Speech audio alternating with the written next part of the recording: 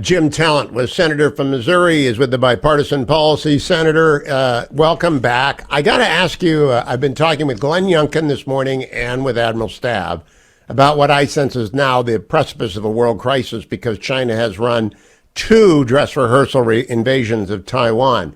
Glenn Youngkin is preparing his state for it. Admiral Stav says 3 to 5 years. What does Jim Talent think? Three things. First of all, it's been clear to anybody with a pulse for the last 10 years that the Chinese are preparing to do this.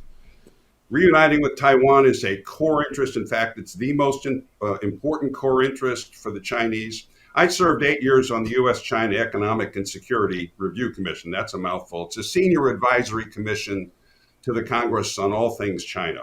And we assessed 2 years ago in our 2021 report that they were at or near an initial invasion capability. So there's no question they've wanted to do this. We have done little to prepare for it. In fact, for half of that, the last 10 years, we were operating under the defense sequester, okay? Two, Stav's view is similar to the Pentagon's view. You remember Admiral Davidson said that 2027 was the target date in his view. That's called the Davidson window by the Pentagon, and that's quite possible. I agree with what he said. We're living now on the margin of Xi Jinping's patience. That's what he said at the end of it. And three, I do think we're going to enter a period of heightened risk in the Taiwanese presidential election. If Lai Ching-te, the current vice president, and who will be the DPP candidate, if he wins, and it's going to be in January of next year, then I think we need to be very ready. And now what is, one more thing, we will see, if they're going to do an invasion or a total blockade of Taiwan, we will see those forces massing, okay? So we will have some warning. And Stavridis the Admiral is absolutely correct about that. Well, now, I wonder whether or not we will, because they're sneaky like we're sneaky.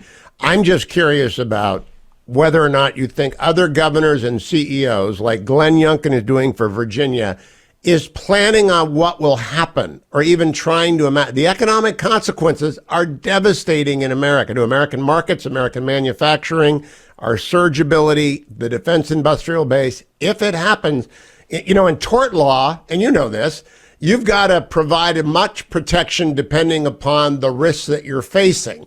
And right now, we are not providing the level of preparation given the risk we are facing. I don't think. Do you?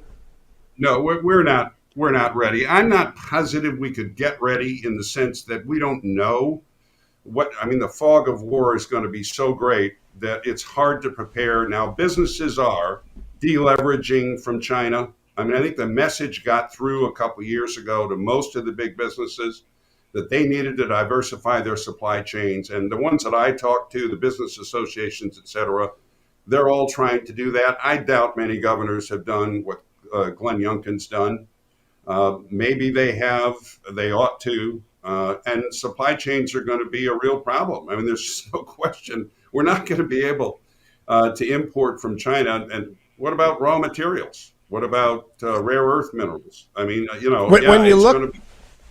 you look at the president in Ireland talking about the black and tans instead of the all black, which is maybe the worst faux pas you can make in the Republic of Ireland, to confuse a rugby team with the most hated, repressive British force in modern Republic of Irish history, the black and tans.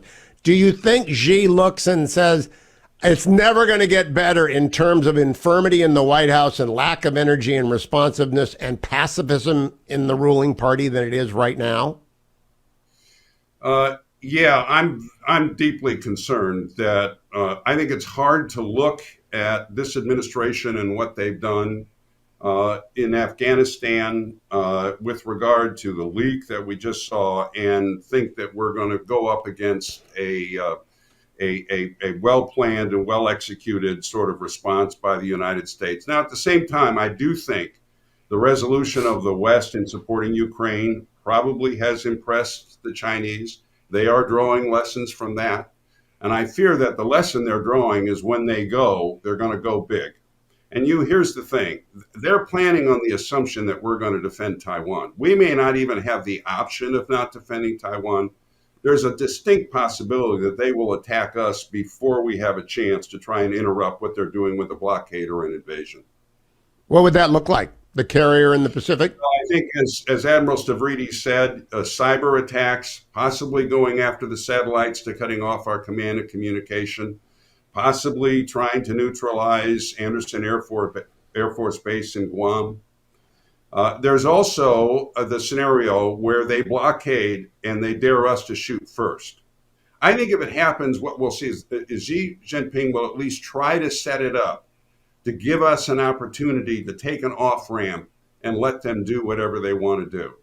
But if it looks like we're going to be resupplying Taiwan or we're moving forces into range to interdict an invasion, they could attack directly with the missiles. You know, even if we took the Munich option and they're getting hit with missiles, what do you think happens to the markets? 10 seconds, Jim Talent.